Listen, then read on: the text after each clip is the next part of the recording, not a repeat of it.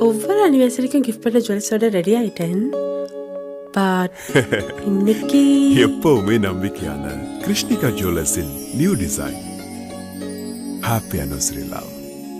Krishnika jewellers, Ealing road, Wembley. Trusted for generation.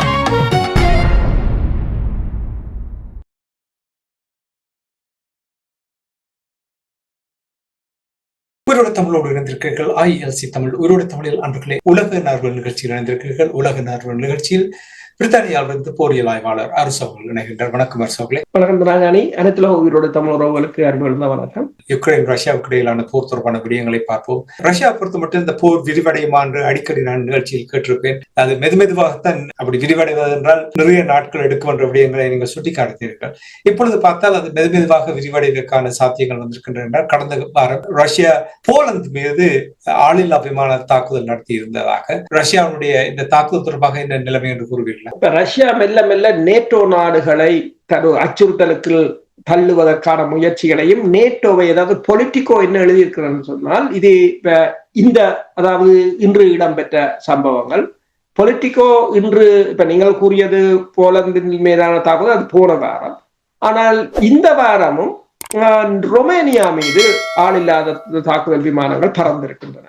போன வாரம் Poland மீது தாக்குதல் விமானங்கள் பறந்ததற்கு கிட்டத்தட்ட அதை முறியடிப்பதற்கு அவர்கள் கடும் பாடுபட்டிருந்தார்கள். அதாவது ஜெர்மனியில் இருக்கின்ற பேட்ரியாட் ஏவுகணைகளை கொண்டு தாக்க முற்பட்டிருந்தார்கள். நெதர்லாந்தின் F-35 ரக விமானத்தை யூஸ் பண்ணியிருந்தார்கள். இத்தாலியின் வேவு விமானங்களை பயன்படுத்தி இருந்தார்கள். இத்தனைக்கும் போலந்தும் தனது படையினரை பயன்படுத்தி இருந்தது. இவ்வளவு சக்தியையும் கொடுத்துத்தான் ஒரு 19 ஆளில்லாத தாக்குதல் விமானம். அப்ப இந்த வாரம் திருப்பி ரொமேனியா மீது பறந்திருக்கின்றது. அப்ப இதை பொலிட்டிக்கோ என்னென்று கூறுகிறது என்று சொன்னால், நேட்டோவின் பலத்தை ரஷ்யா டெஸ்ட் பண்ணுகிறதா என்றது ஒரு பிரச்சனை. அன்று போன வாரம் கூட 19 ஆளில்லாத தாக்குதல் விமானங்களையும் சுட்டு வீழ்த்துவதற்கு இவர்கள் F-16 F-35 இருக்கின்ற ஏவுகணைகளை பயன்படுத்தி இருந்தார்கள். ஒரு விமானத்தின் பெறுமதி $11,000. சில வேளை சைனாவில் வாங்கினா நீங்கள் 5,000க்கும் வாங்கலாம், இல்லை 2,000க்கும் வாங்கலாம். ஆனால் ஒரு ஏவுகணை $4 லட்சம். அப்ப $11,000 பெறுமதியான விமானங்களை சுட்டு வீழ்த்த $4 லட்சம் பெறுமதியான ஏவுகணைகளை தொடர்ச்சியாக பயன்படுத்த முடியாது. இப்ப பல்டிக் கடற்பகுதி, கடற்பகுதிகளில் இருக்கின்ற நாடுகளை பாதுகாக்க வேண்டும் என்றாலும் அந்த வான் பாதுகாப்பை உறுதிப்படுத்துவதற்கு தேவையானதில் 5% தான் நேட்டோ கொண்டிருப்பதாக பொலிட்டிக்கோ கூறியிருக்கின்றது. இவர்களால் ரஷ்யாவின் தாக்குதல்களில் இருந்து இந்த ஐரோப்பிய ஒன்றியத்தையோ ஐரோப்பிய நாடுகளை முடியாது என்ற நிலைமைக்குத்தான் வந்திருக்கிறார். இந்த வருடத்தில் மட்டும் ரஷ்யா 34,000 ஆளில்லாத தாக்குதல் விமானங்கள் மூலம் தாக்கி இருக்கிறது உக்ரைனை. இது கடந்த ஆண்டுடன் ஒப்பிடும் போது 9 மடங்கு அதிகம் என்று கூறுகிறார்கள். அதாவது அவர்களின் ஆளில்லாத தாக்குதல் விமானங்களின் ப்ரொடக்ஷன். இனி அடுத்த வருடம் 2026ஆம் ஆண்டு 60,000 ஆளில்லாத தாக்குதல் விமானங்களை ரஷ்யா கட்டும் என்று சொல்லுகிறார்கள். அதற்கு அவர்கள் யாரை பயன்படுத்துகிறார்கள் என்று சொன்னால், பள்ளிக்கூட மாணவர்களை பயன்படுத்துகிறார்கள், பென்ஷன் எடுத்தவர்களை பயன்படுத்துகிறார்கள், வடகொரியா மற்றது அரபு ஆசிய நாடுகளில் இருப்பவர்களை வேலைக்கு கொண்டு வந்து பயன்படுத்துவதாகத்தான் கூறப்படுகின்றது. அவர்களுடைய ஒரு எக்கனாமியா தான் அந்த இதுக்கும் மாறுகின்றது. இப்ப இந்த தாக்குதல்களை தடுக்க முடியுமா என்றால், இப்ப நேட்டோ போலந்து மீது இன்னும் 4 தடவைகள் வருவாக இருந்தால் நேட்டோ இப்போதும் போருக்கு போகவில்லை. போலந்து மீது பறந்த பிற்பாடும் நேட்டோ போகவில்லை. ஆர்டிகிள் 5 ஆக்டிவேட் பண்ணினால்தான் போருக்கு போகும். ஆர்டிகிள் 4 ஆக்டிவேட் பண்ணினால் அவர்கள் இருந்து கதைச்சு தீய குடிச்சிட்டு வரலாம். அப்ப இந்த விமானங்கள் பறந்த போது அவர்கள் ஆர்டிகிள் 4 தான் ஆக்டிவேட் பண்ணாங்க, 5 ஆக்டிவேட் பண்ணவில்லை. அவர்களுக்கு தெரியும் அதை ஆக்டிவேட் பண்ண இவ்வளவு பிரச்சனை என்று சொல்லி. இப்ப உக்ரைன் மீது பறக்கின்ற விமானங்களை சுட்டு வீழ்த்துவதற்கு நேட்டோ தனது ஏவுகணைகளையோ அல்லது தனது விமானங்களையோ பயன்படுத்தினால் அது நேட்டோவுக்கு ரஷ்யாவுக்குமான போராக தாங்கள் அறிவிப்போம் என்று ரஷ்யாவின் பாதுகாப்பு சபையின் துணை தலைவர் மெரிடேவ் கூறியிருக்கின்றார். அமெரிக்காவை பொறுத்தவரையில் அமெரிக்கா இப்போது ஏதோ ஒரு வகையில் ரஷ்யாவை பொருளாதாரத்தால் வீழ்த்துவதற்கு யோசிக்கிறார்களே தவிர இந்த போரில் ரஷ்யாவை வெல்ல முடியாது என்ற ஒரு கணக்கு வந்துவிட்டார்கள். அமைதியையும் கொண்டு வர முடியாது. ஏனென்றால் இவர்கள பேச்சை நம்பி அவர்கள் போரை நிறுத்தவில்லை. போரும் பேச்சுமாகத்தான் அது நகர்கிறது. இப்ப நீங்கள் கூறுங்கள் ரஷ்யா நேட்டோ நாடுகள் மீது தாக்குதல் நடத்தியதா, போலந்தில் ருமேனியா மீது அங்க அவர்களுடைய வான்பரப்பில் பறந்த என்ற விடயங்களை நீங்க கூறும் பொழுது நேட்டோ நாடுகள் என்றால் நேட்டோ பார்த்துக் கொண்டிருக்கிறது. நேட்டோ தாக்குவதற்கு ரஷ்யா ஈராக்கும் இல்ல, லிபியாவும் இல்ல, ஆப்கானிஸ்தானும் இல்ல. அங்க போய் திரும்பி வர முடியாது. இப்போது கடந்த 3 வருடமாக நேட்டோ தான் தன் ஆயுதம் அத்தனையும் கொண்டு வைத்து உக்ரைனில் வைத்து ஏதோ செய்கிறார்கள். ஆனால் முடியாமல் இருக்கின்றது. உக்ரைன் கிட்டத்தட்ட 1 மில்லியன் படையினரை இழந்திருக்கின்றது. எத்தனை மில்லியன் பேர் காணாமல் போனார்கள் அல்லது காயமடைந்தார்கள் என்று கூட தெரியவில்லை.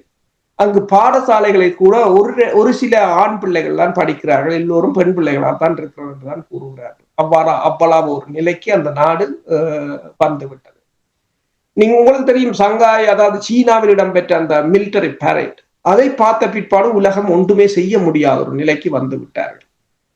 அதுக்கு அந்த பரேட்டுக்கு ட்ரெயினில் வந்து இறங்கியவர் தான் வடகொரியாவின் அதிபர் கிம்.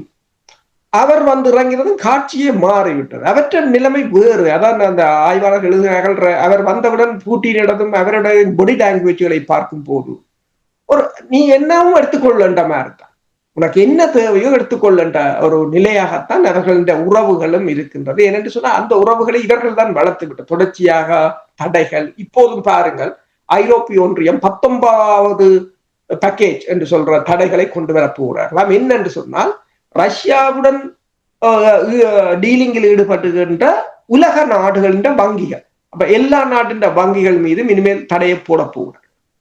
அது என்னென்றால் ரஷ்யா இவர்கள ஸ்விஃப்ட் என்ற பண பரிமாற்றத்திலிருந்து 2022ஆம் ஆண்டு ரஷ்யாவை வெளியேற்றினர். அவங்க அதுக்கு மாற்றீடாக SPFS என்றதை கட்டியமைச்சு அதை கொண்டு வரார்கள். அதுல கிட்டத்தட்ட 24 நாடுகள் இருக்கின்றன, 177 வங்கிகள் இருக்கின்றன. அது பணப்பரிமாற்றம் மிகவும் ஒரு பாதுகாப்பாகும். இப்போது அது ஸ்விஃப்ட்ல இருந்து நாடுகள் அங்க மாற இவர்களுக்கு வருமானம் இல்லை. ஏன்னா பெல்ஜியம் தான் அதுக்கு தலைநகராக இருந்தது. இவங்களை எப்படித்தான் உழைக்கிறது, ஆக்களுக்கு பிரிச்சு போட்டு பங்கு பிரிச்சு போட்டு நீங்கள் இதை செய்யுங்கள், பேங்கிங் என்றா பெல்ஜியம் செய்யும், கருப்பு பணம் என்றா சுவிஸ் செய்யும், ஒயில் என்றா இன்னொரு நாடு செய்யும், அப்படித்தான் பிரிச்சு வச்சிருக்கிறது. இப்ப அதுகளுக்கு அடி விழுகுது. ஏனென்றால் இப்ப SCO சங்காய் கோஆபரேஷன் அவங்க ஒரு டெவலப்மெண்ட் பேங்கை உருவாக்க போகிறார்கள் என்ற ஒரு நிலை.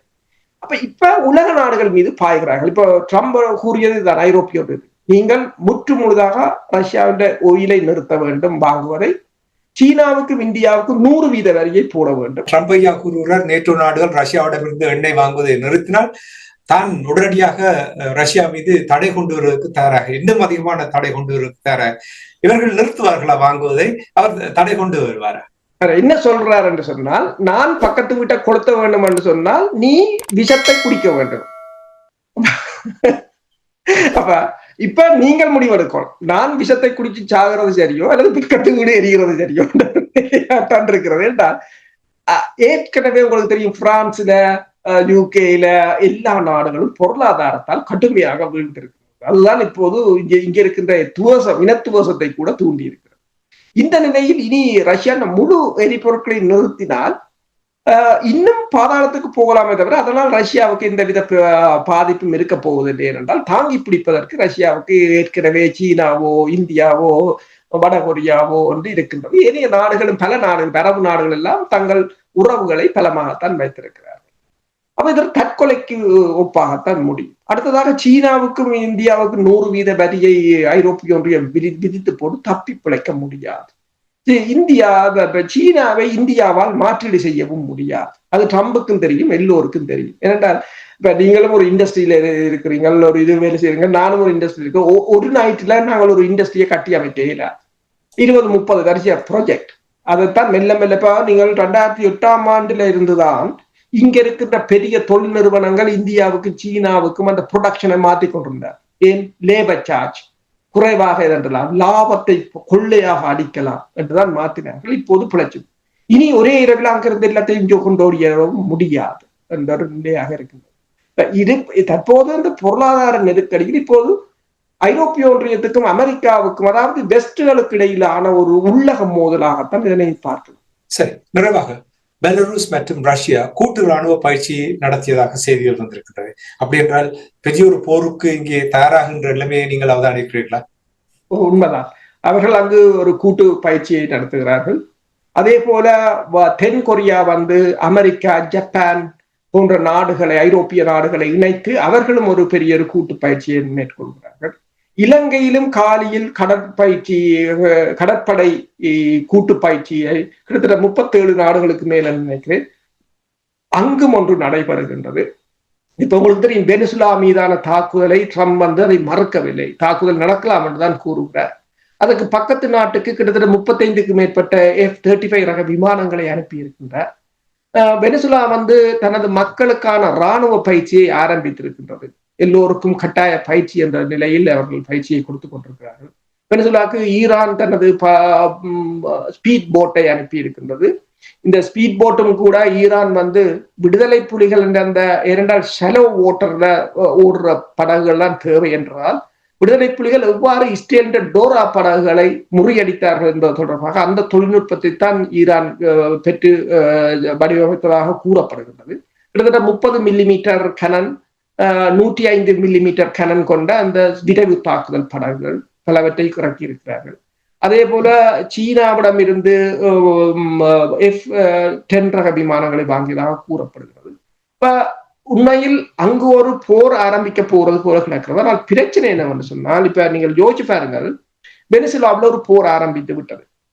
இப்ப உக்ரைன் போற மாதிரி உக்ரைன் ஆரம்பித்த பிற்பாடு ரஷ்யா மீது ஆளில்லாத தாக்குதல் விமானங்கள் மாஸ்கோவில, சென்ட் பீட்டர்ஸ்பர்க்ல எல்லாம் போய் விழுகிற மாதிரி வெனிசுலாவில இருந்து போற ஆளில்லாத தாக்குதல் விமானங்கள் நியூயார்க்ல, கலிபோர்னியாவில, மியாமியில விழுந்தால் எப்படி இருக்கும்?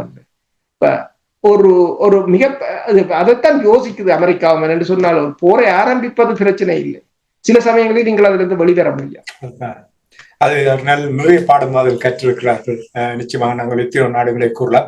நன்றி அரசுகளை இன்றைய நிகழ்ச்சியில் இணைந்து உலக நகர்வுகளை அவதானித்து உயிரோடை தமிழ் உறவுகளுக்கு எடுத்து வந்தமைக்காக உயிரோடை தமிழ் அன்பர்கள் சார்பாக நன்றி கூறிக்கொண்டு மீண்டும் அடுத்த வாரம் விளத்திக் கொள்வோம். நன்றி, வணக்கம். நன்றி, வணக்கம். எமது பார்வையாளர்களுக்கு வணக்கம். மக்களின் குரலாய் ஓங்கி ஒலிக்கும் இலக்கு மின்னிதழ் மற்றும் உயிரோடை தமிழ் வானொலி ஆகிய இவ்விரு ஊடகங்களும் உங்களைப் போன்ற எமது நேயர்கள், நண்பர்களின் ஆதரவிலேயே இயங்கி வருகின்றன. மிக குறைந்த வளங்களுடன் பல இடர்கள் மற்றும் தடைகளை தாண்டி பயணிக்கும் எமது ஊடகங்களின் பணிகள் மேலும் வளர உங்களால் முடிந்த நிதி உதவியை வழங்கி இன்னும் காத்திரமான செயற்பாடுகளை முன்னெடுக்க உதவுமாறு மிகவும் பணிவன்புடன் வேண்டி நிற்கின்றோம். உங்கள் பங்களிப்பு உங்களின் உரிமை குரலாய் ஓங்கி ஒலிக்கும். நன்றி.